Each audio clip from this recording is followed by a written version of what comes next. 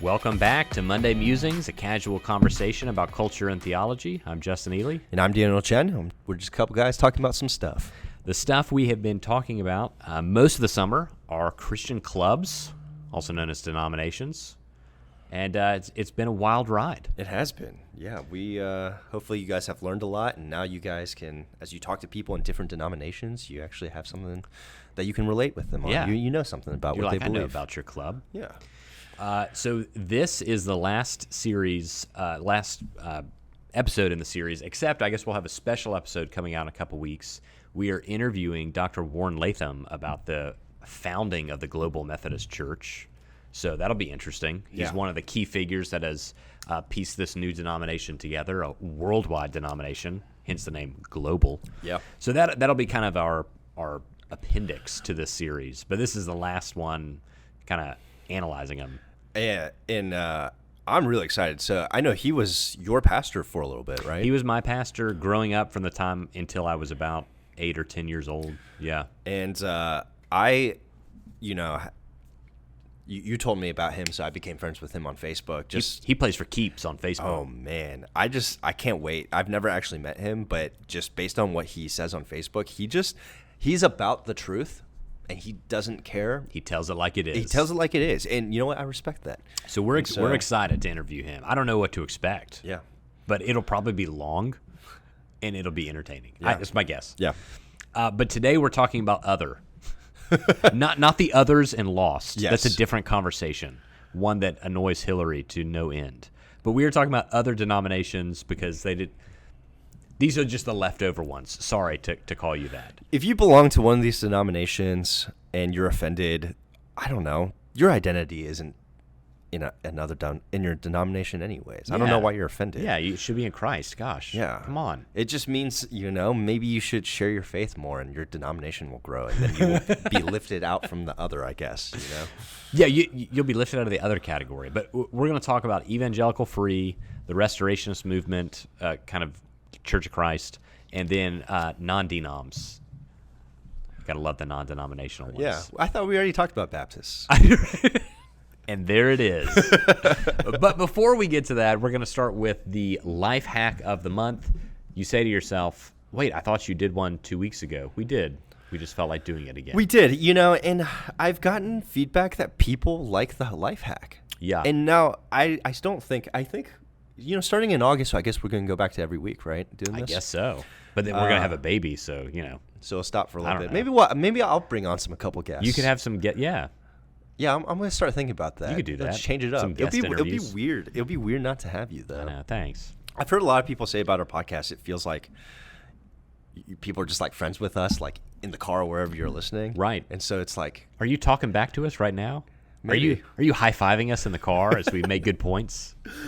But you may have a mental disorder. But I've heard people do like the life hack of the month, and though we're probably not going to go back to doing that every week, we might do it more. We might do it. Yeah. So here we are. Here's my life hack of the month.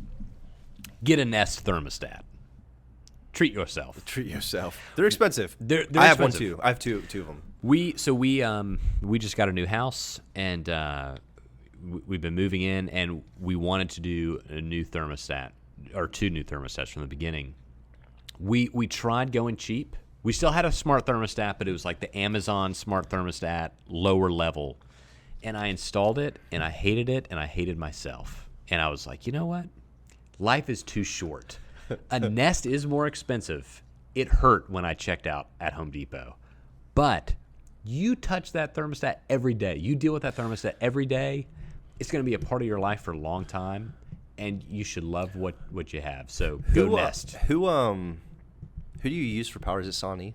Yeah. Or is it Georgia Power? Okay. I don't know if Sony does it. Some rebate? Yeah, there's a rebate. It depends on who your power company is. But yeah, you don't get to choose who your power company is. That's a good point. But yeah, it's just nice to I really like the Nest. So if you get the high-end Nest, which we did, you use the Nest app. If you get the lower-end Nest, they've produced a new one. It goes through the Google Home app.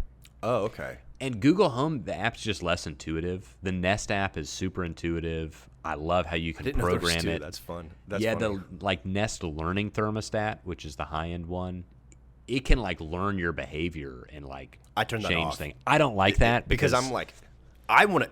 I'll control decide my life. Yeah. But I mean, having a good smart thermostat is great. And you mentioned this before we started recording, but being able to come back from a vacation and turn that AC on from the airport or where a couple hours Game away, just do it. So that's my life hack. Nest. What's yours? My life hack is something that one of our listeners, Dana Wood, saw at our house and was like, "You have to make this the next life hack." So, do you eat green onions? Yeah. So, by the way, if you were wondering, there's like green onions. There's what's another name for it? You know what I'm talking about? Onions verde? No. No. Oh man, it's like chives. There's like different, but it's not chives. Chives are smaller, but they're actually all different like species. That's why they have different names, but they all kind of taste the same. So. Right. But anyways, if you eat green onions, which we do some, but not a lot, if you cut them just right above like the white part, Sure. you can stick the ends in a cup of water. Yes. And they will grow back. Hillary has done that. And so it's super cool. And you can do that with actually different vegetables. But green onions is the easiest one. But we bought green onions maybe 3 months ago, and we've been eating off the same green onions for 3 months. Yeah. You have to switch out the water every week. And I know maybe you're saying, like, green onions aren't expensive, whatever. But I'm like, it's an easy way because you never use, like, what are you cooking that you're using? Like a ton of green onions, Because it comes in a little bit. Yeah, so... Yeah, but in this economy, green onions cost $100, Right. So you've saved yourself $300 in the last couple of months. But yeah, it's fun. Just anytime we need it, we just... My wife calls it giving them a haircut, Yeah. Cutting shorter, and we put them on our food. It's great. That's a It's great way life to hack. garnish. It's kind of a fun way to man, I just saved myself there. I didn't have to think about it. It was there, ready for me. And if you're wondering, if you're... Like, the Chinese way to do this is you don't cook green onions, that you garnish with green onions. And now the heat of it can cook it a little, but you're not cooking green onions. So if you're cooking green onions, you're doing it wrong. Don't do that. I mean, even as a white man, I would agree with that. So, man, are you even allowed to call yourself that? I don't know. Yeah.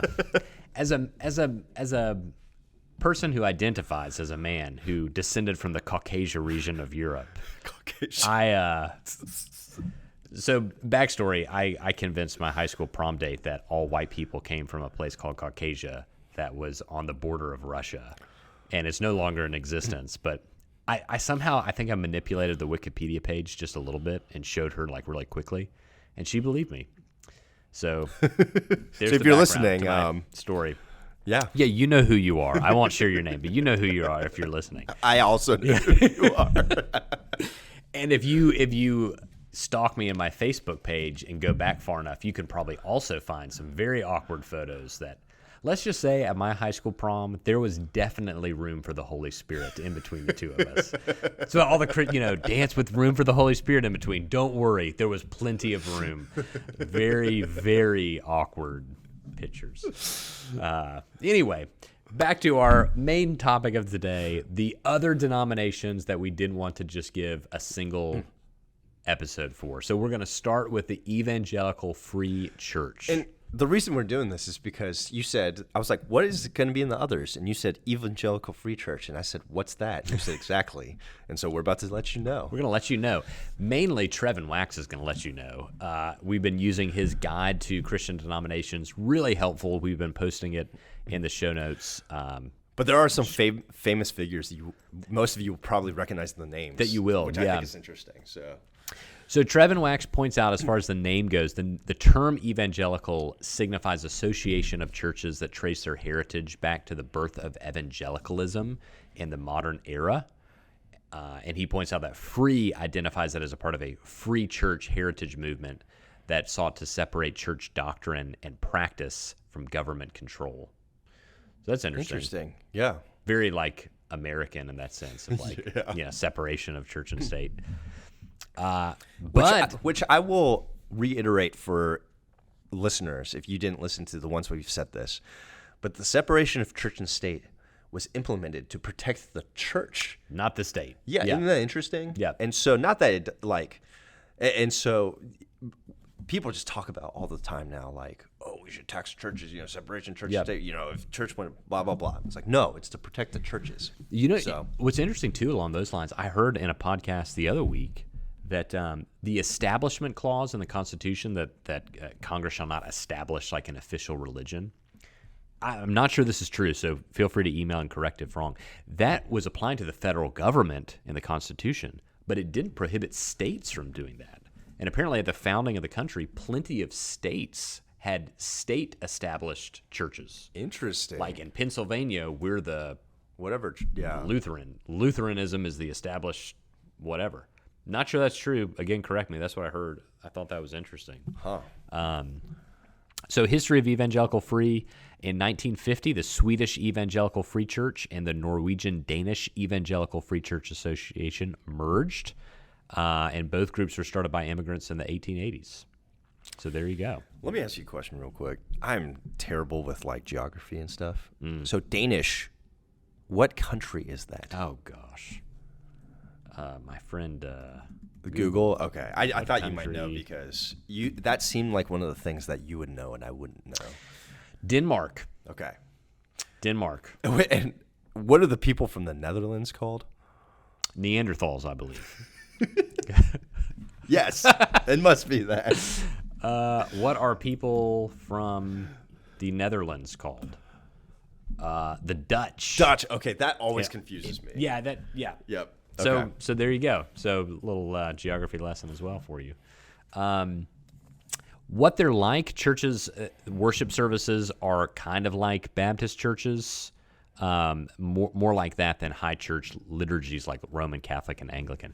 One of our elders, Mike Turning, was in an evangelical free church for a while. So it'd be interesting to get his take on what it was like. As far as polity goes, they follow a congregational model of governance. So the congregation is in charge of overseeing the church, not like a bishop or. Have you even seen an evangelical free church down here? No, I don't think I have do either. feel like it's more common up north, Midwest. Yeah. A few distinctives. They do allow for some diversity of belief and doctrine within the confines of their statement of faith. So some have pastors and congregations that lean like more Calvinist. Some would lean more Arminian. And if my memory serves me correctly, there's more likely to be openness toward like baptism differences. Yeah, in evangelical. I think Mike said something like they didn't require baptism for membership, right? Yeah, I think it was like not like either way. Like they required. believed you should be baptized, but it was and just they would wasn't baptize tied you. to It's just- membership. you just didn't have to be baptized. Yeah. Trevin Wax points out that based on a 2018 doctrinal survey, a majority of churches associated with the Evangelical Free Church in America practice elder-led congregational rule. So that's similar to what we do. Yeah. It seems like, I bet Evangelical Free and non-denom, it kind of sounds similar in practice of how with the non-denoms, right? But they're actually a denomination together is the difference. Right. So, but operationally, it seems very similar. Yeah, to that. I'd agree. By the way, something I've thought about too is like, I read this like, the 2018 doctrinal survey. I'm like, who is doing that? And it just reminds me like, how many people there actually are on Earth. And there's like, is someone doing something out there? And the answer is yes. There's 7 billion people. Someone is always researching something or Someone's finding out always about something. doing Like, think something. about that. Like, we just think so small around the area that we're at, But someone out there's job is to do this doctrinal survey. Doctrinal survey for the Evangelical Free Church.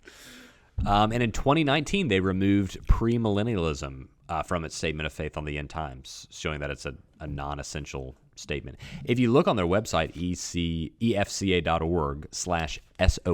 statement of faith, it's a pretty basic statement of faith that probably a lot of Christians would be able to affirm. So they seem to be kind of drawing a pretty big tent, I think, doctrinally, at least within the Evangelical Free group. So a few famous people that you might know: D.A. Carson, Evangelical Free. I didn't know that. I didn't know that either. Walter Kaiser, I always thought he was Baptist. So there you go. And Chuck Swindoll, Yeah. Evangelical Free. I had no idea. Had no idea either. Also, their headquarters is in Minneapolis, which makes sense why Mike would have. Our elder who was part of one lived in Minneapolis. Or in Minnesota. I don't know if he was in Minneapolis. Yeah. And they have 1,600 churches associated based on their statement of faith. Wow. So there you go.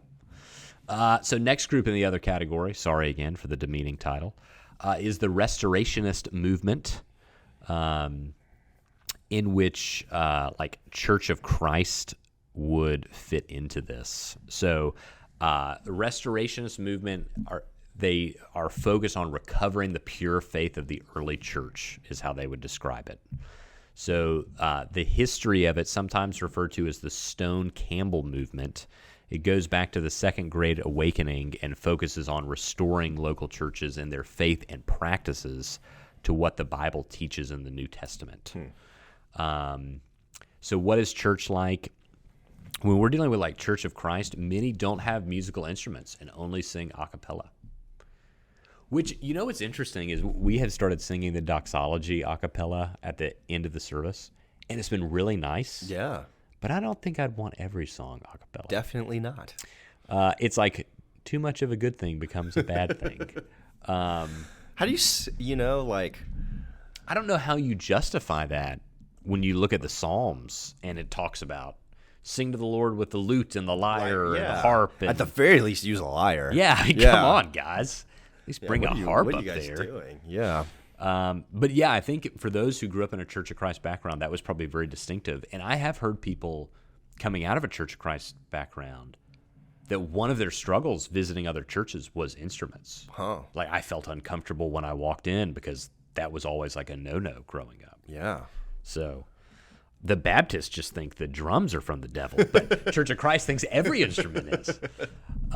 We have drums at our church, by the way. Just we do. Full disclosure. Custom made from the drummer at Shane and Shane. Yeah. Just throwing that out there. Whose name is not Shane. It's not one of the Shanes. Whose name is not. I'm sorry, I'm forgetting him right now. But yeah. You know who you are. Yeah, Bill. Yeah, Steve. And the Lord's Supper is usually observed every Sunday. So that's common. As far as polity goes, independent congregations with elders, deacons, and ministers leading the congregation. Distinctives, and this one's interesting with Church of Christ. Baptism by immersion is essential to salvation. Yeah, they believe in baptismal regeneration, which that's essential. That bothers me a lot. To me, that almost puts you in a cult category. Yeah. Yeah. Here's where I'm at with like there is enough text in the New Testament, like First Peter, right? It kind of sounds that way. Yeah.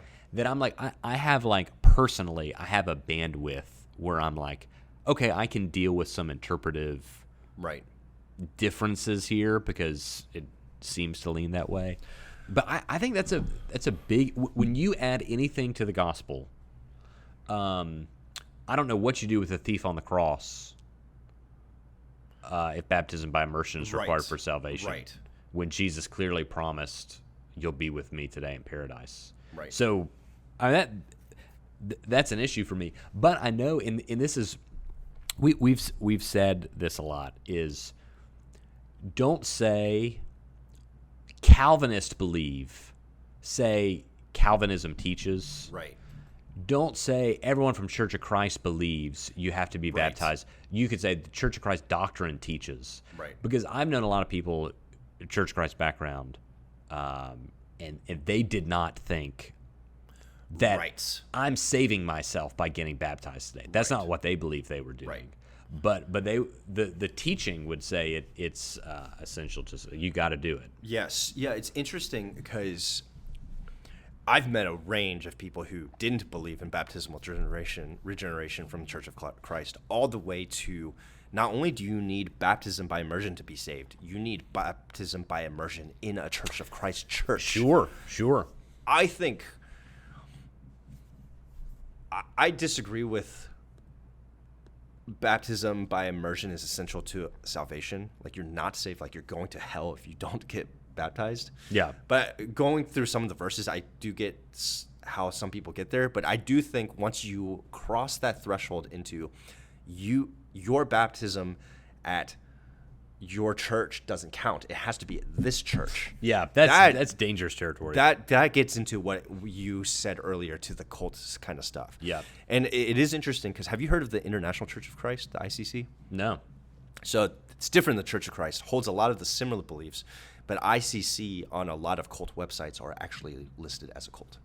Interesting. And I would say do be careful of the ICC. We knew some.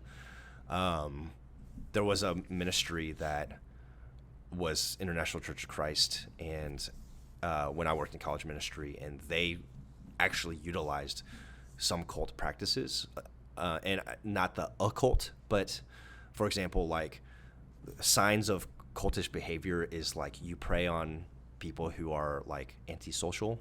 You do things like it's like a push-pull method of like you basically like pour on love on people, and then then they say you need to do these things. If you don't, you'll be shunned by your community. But you've basically given some people the only community they've ever experienced. So they either follow along or they lose the thing that they've tied their identity to. Interesting. There's also there's also stuff that's like they would like tell, hey, if your parents disagree with this, don't tell your parents you're doing this, that kind of thing. Those are all signs of cultish behavior. The ICC does that? Mm-hmm.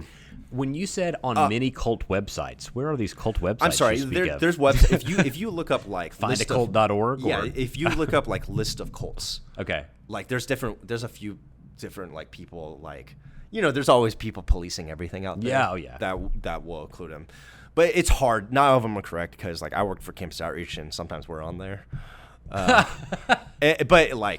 we tell people, we're like, here, the reason I know so well what our cultish behavior is, like, we've been accused, Campus Outreach has been accused of being a cult, and we're like, no, this is like what cults do, and like if you want to leave, you just leave, like, sure. Or if like your parents are worried, have them come talk to me. I'll come talk to your parents, and they're welcome to challenge me on anything. Like, and like, so we'll like tell people, here's what like cultish behavior actually is, and we don't live by any of that. Yeah.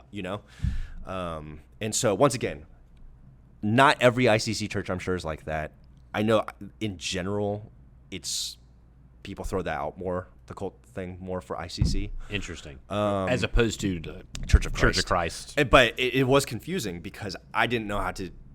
It's got the same kind of title. Yeah. International Church of Christ from Church of Christ, and they're very different. Interesting. There's a more wide range in Church of Christ, from my understanding. Yeah. I've only met people from one particular church of ICC because I don't think it's like super common around here. Mm-hmm. But they were definitely like that, and it was kind of scary. It is interesting. Like and we have some people at our church that grew up Church of Christ. Most that I know personally, and I haven't gotten into deep conversation on baptism, most would go more like along the lines of like, yeah, you got to do it. Yeah. Jesus said you got to get baptized. We'd be like, yeah. Yeah, I agree with that.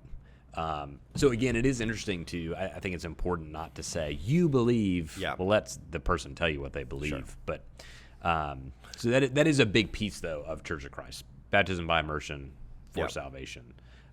New Testament alone is a guide for worship, so it's almost a very strict like regulative principle plus some, right? Almost.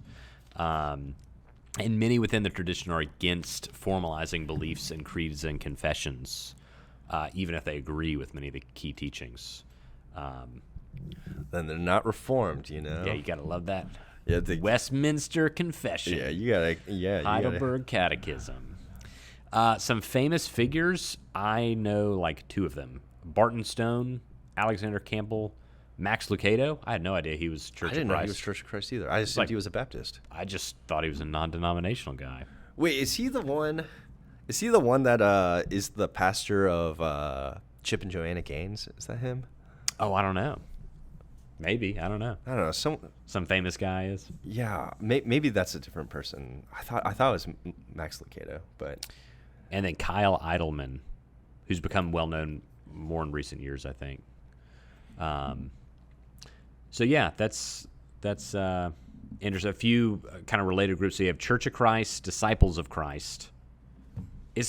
Or the Christian Church Disciples of Christ is a mainline denomination within the movement. Southern congregations called Churches of Christ split from Disciples of Christ after the Civil War over using instruments in worship. Of course. Hey guys, we really got to draw a line here, And then another group called Christian Churches / Churches of Christ began to separate in 1926 from the Disciples of Christ for several reasons, including theological liberalism in the Disciples of Christ denomination. This strand is more broadly evangelical than the other two. Yep. So, yeah, that's interesting. Yeah. It's so funny. Once again, that's another because you still don't meet a ton of people that are Church of Christ. No. We have a couple families at our church, and Right. they're very solid believers. Yeah. And came from, I guess, seemingly great churches. Yeah. And I've met a couple my time at KSU, but that's about it. Yep. Yeah, it's interesting. And then finally, in the other category, and we have kind of talked about this a little bit, non-denominational. So, I mean, it's a relatively new-ish thing. Yeah, for sure. 20th century, more and more churches began to identify as independent or non-denominational. I feel like it feels common to us because it became popular when we were kids. Yes. Yeah. And it is kind of funny because, like, when we were kids, if you were a non-denominational church, the way you showed that is you had community in your name. So you had, like, North Point Community Church. Right. And somewhere along the way, I don't know when this happened, but that started not being cool anymore. So you dropped community from the name. Yeah. And then it just became, like, North Point Church. Or you replaced it with city. Oh, yes. So the city thing is really popular. The other thing is, or you just became a dot church. You know what I'm talking about? Yes. Like, you didn't have we're ChristFellowshipGA.org. ChristFellowship.church. But if you're a cool non-denom church, you're like Life.church. Which I did. I did try to buy the ChristFellowship.church, and they don't want to sell it. Very sad. They're big though, right? Yeah, they're big. I was like, I'll take a shot in the dark, and I emailed their executive pastor or whatever. He actually emailed me back, so thank you. But he was like, yeah, we're gonna keep it. I'm like, yeah, I don't blame you. I would have said the same thing. Thanks for the email though. Yeah, but that's like the new popular thing, Yeah. If you're a dot church, I'm assuming you're non-denom at least. Yeah. What churches tend to be more what Trevin Wax calls low church in their worship, not a lot of liturgy. Yeah.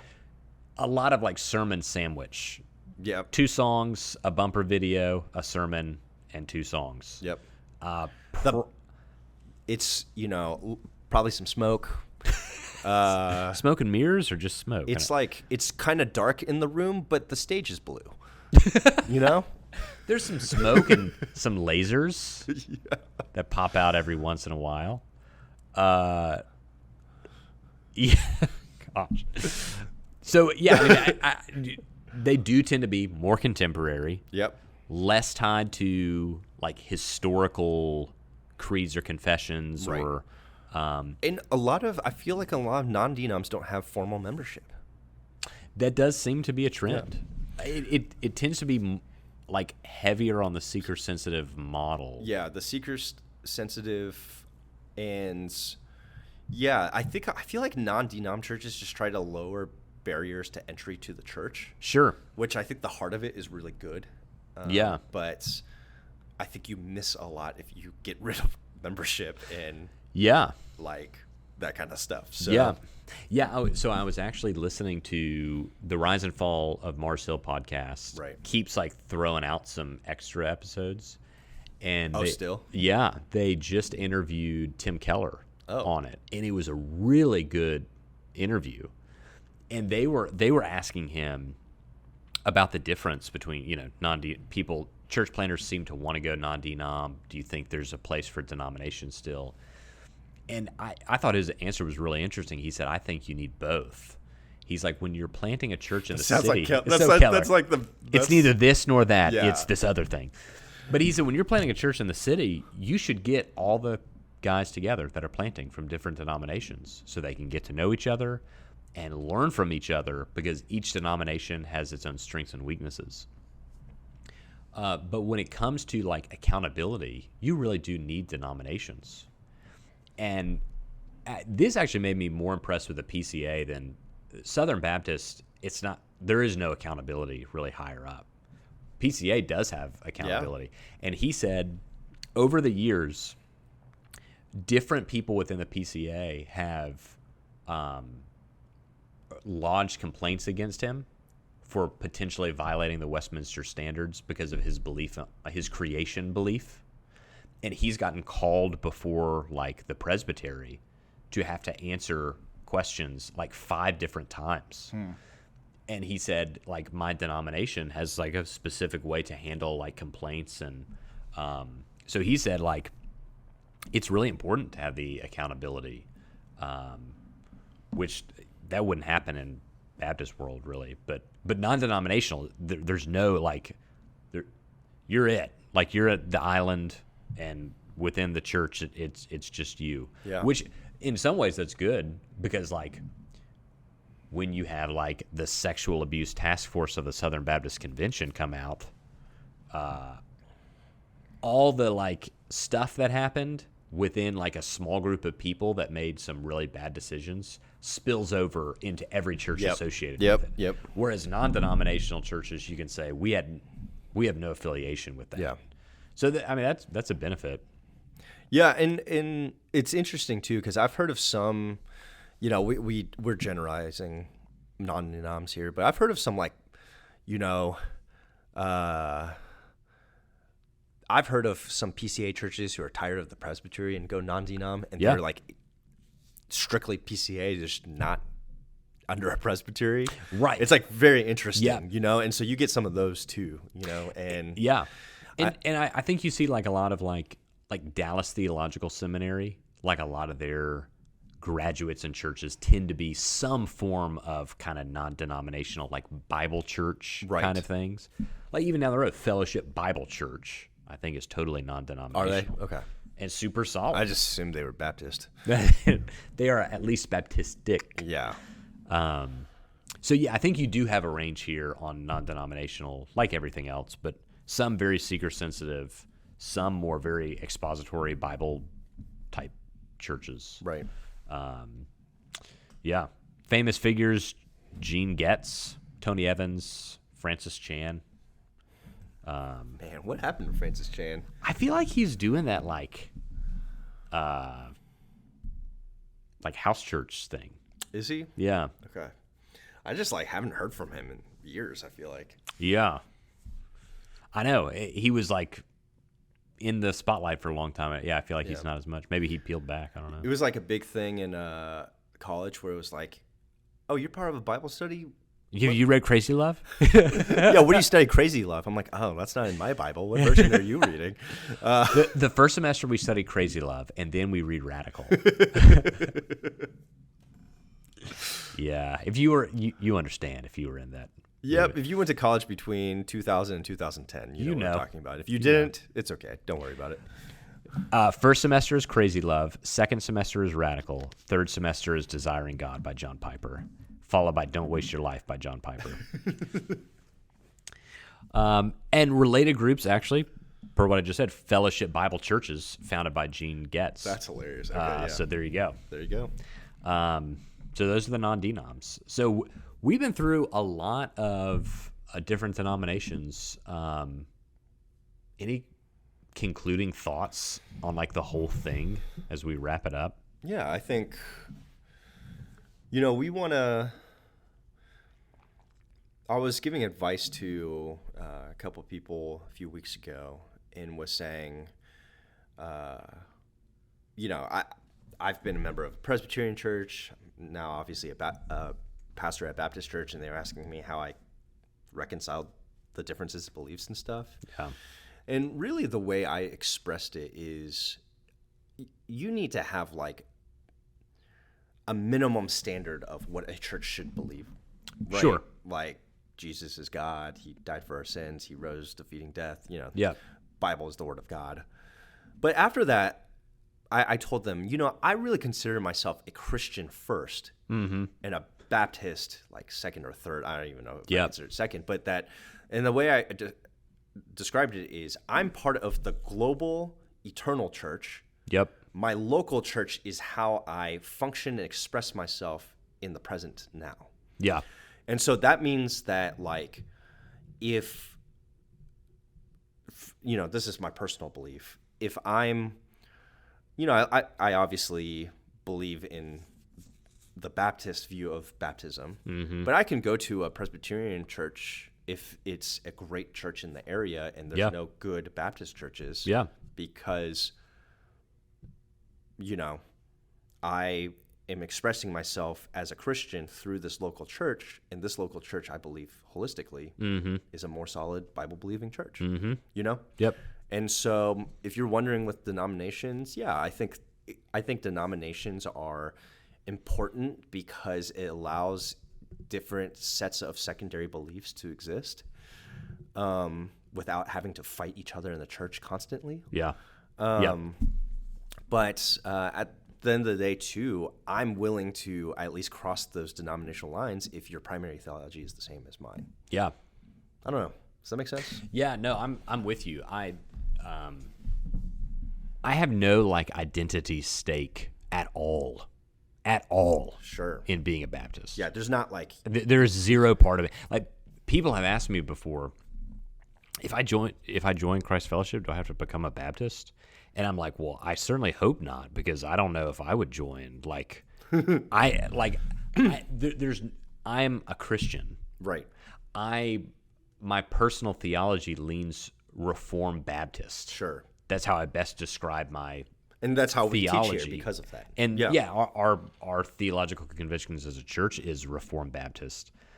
I view denominations more as like a means to an end. Yes. Like denominations are just helpful for like missional engagement. Yeah. And in many ways, I think it would be easier to be a non-denominational church, mainly so you don't have to answer for stupid things the denomination does every so often or whatever. But at the same time, I'm like, denominations like the Southern Methodist Convention, for example, has created like the International Mission Board, where you're sending thousands of missionaries, and the North American Mission Board that's planting hundreds of churches and responding in disaster relief. And I'm like, so if I go non-denom, if I want to help do all of those things, I just have to join a million other organizations to make sure, okay, pick my favorite missions one and my favorite church planting one and my favorite disaster relief one.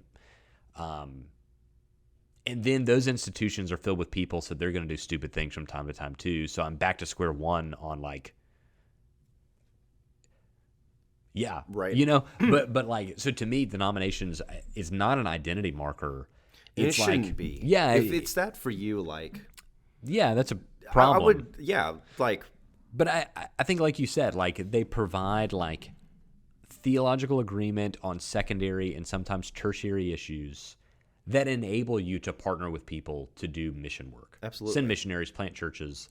That some other denominations have some beliefs that would make me uncomfortable partnering with them to plant a church. I just don't think we could do it. So having tighter theological cohesion is helpful on those kind of things. So yeah, and like you, I'm grateful for different denominations that are true on the primary issues that I might disagree with on the secondary issues that I think we can learn from. I think different denominations can learn from each other on a variety of things. Yeah.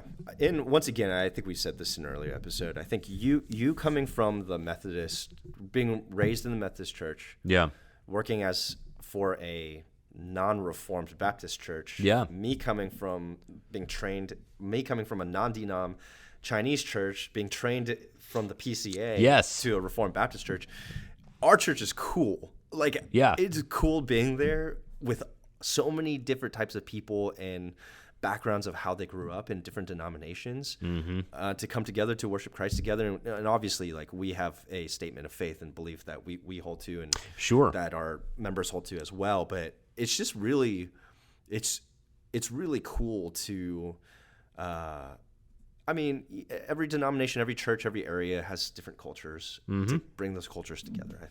I feel like it's a really cool thing. Absolutely. And so I would say, like, we need to hold the firm line on primary issues. Yes.